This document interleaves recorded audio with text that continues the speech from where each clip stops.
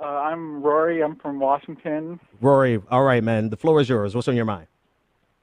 Yeah, man. I've been thinking about the whole refugee thing, the Muslim ban, and the whole banning refugees and stuff. I mean, I think that really helps ISIS. I think. Oh, yeah. In the long run, Oh, for sure. because we're taking those refugees and we're saying, yeah, we don't care about you either. ISIS, go ahead, have at it. Mm-hmm. I mean, these are victims. Like a lot of people in America, I think, don't realize that the majority of victims of ISIS have been other Muslims. Yeah. Yep. Yeah, and no, absolutely. You said something that I actually want to piggyback on. Thanks so much for the call, man. It really does. And we haven't even gotten to the Muslim ban yet, right? We're going to talk about the Muslim ban now, right? Since you brought it up, we're going to talk about it. But to echo what the caller said, this is a give me. This is a give me to ISIS. Just by virtue, not even the raw stories of pain that this is causing, but just the propagandistic nature of properties of it, the fruit of this. It's such easy radicalizing propaganda. This is a give me.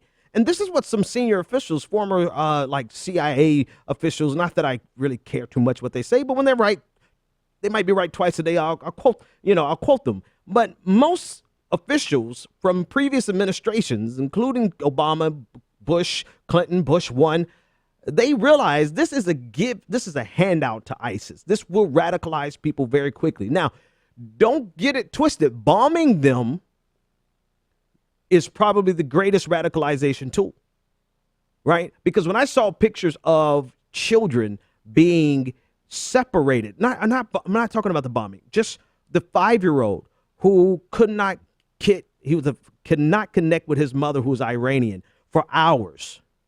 And I just sat back for a second in my American privileged self, and I thought about how I would respond to someone detaining my 5-year-old, who is now 6, my 6-year-old son, or my 4-year-old daughter.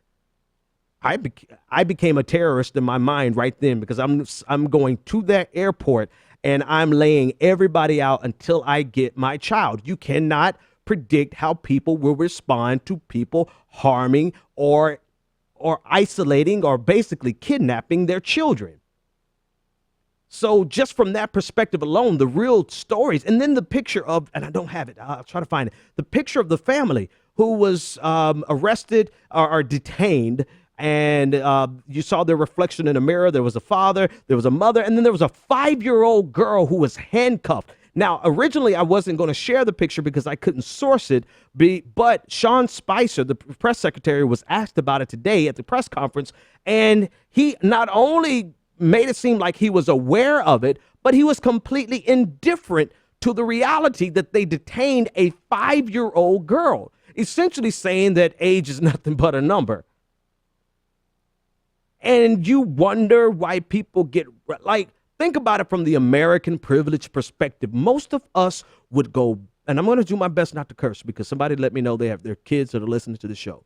But most of us would go bat crazy if somebody detained our child. Now, put yourselves in the shoes if you can. I can't, but let's try. Put ourselves in the shoes of Middle Eastern and North African nations who are incessantly bombed and droned by America, droned predominantly by the Obama administration because the technology came to maturity during his term. Seems like Donald Trump prefers boots on the ground, hand to hand, right? Before drones, Bush sent over our entire military with shock and awe. We have been bombing. We have been interfering in the region forever.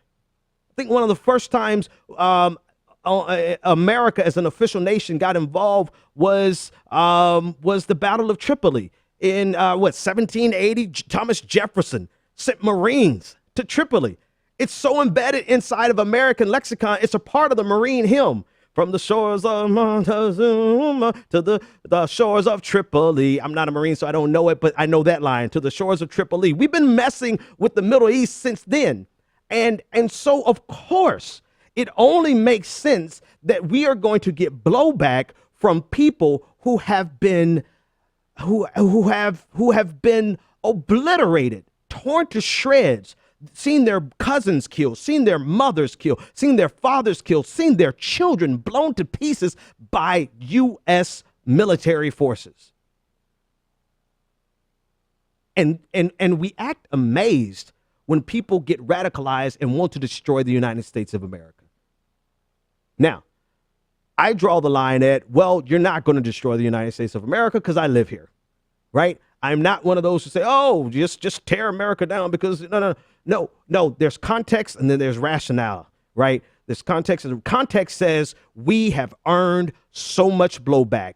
As Jeremiah Wright said, our chickens have come home to roost, and it seems like we have not learned our lesson, and chickens will continuously come home to roost so long as we keep blowing people's families apart and their children apart.